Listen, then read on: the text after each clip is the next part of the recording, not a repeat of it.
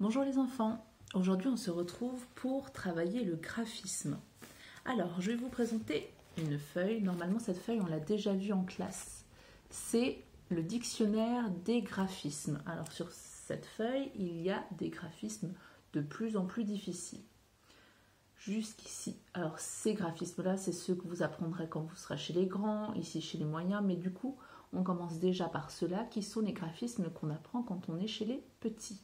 Donc, il y a les traits verticaux, les traits horizontaux, les ronds et les points, les plus, donc un trait vertical, un trait horizontal, les points, les soleils, et pour ceux qui arrivent, on peut aussi essayer les escargots. Alors, pour écrire et pour faire des graphismes, il faut d'abord déjà avoir une bonne position, donc bien se tenir droit à table.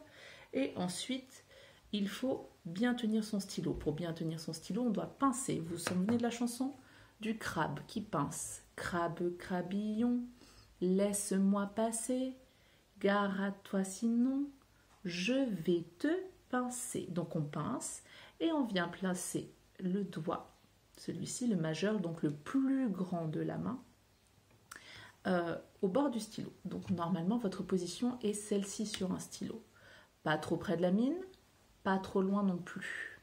Donc on tient correctement son stylo en pinçant. Donc ça, il faut essayer de les corriger à chaque fois les parents.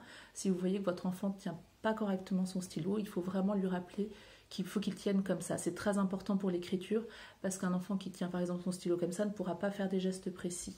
Alors qu'avec cette position-là, il peut faire des gestes bien précis, des vrais gestes d'écriture, parce que les graphismes qu'on travaille maintenant sont des graphismes qui vont servir ensuite à écrire les lettres de l'alphabet. Alors, pour les enfants maintenant, on va retracer ensemble tous ces graphismes. On va commencer par le trait vertical. Donc, vous pouvez prendre une ardoise ou une feuille en fonction de ce que vous avez à la maison. Et on va bien commencer par en haut et on descend jusqu'en bas. C'est un trait vertical. À l'école, on appelait ça aussi le trait debout, vous vous souvenez, parce qu'il est debout. Voilà. Et vous pouvez vous entraîner à faire ça tous les jours, au moins une fois, comme ça vous oblige à faire un dessin ou une écriture tous les jours. Donc les traits verticaux. Ensuite, il y avait les traits horizontaux. Donc facile, on fait des traits couchés. On disait souvent les traits couchés parce que effectivement les traits sont ici couchés. Ensuite, il y a le rond.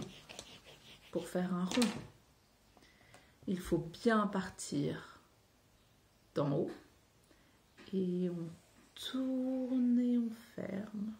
On peut essayer d'en faire plusieurs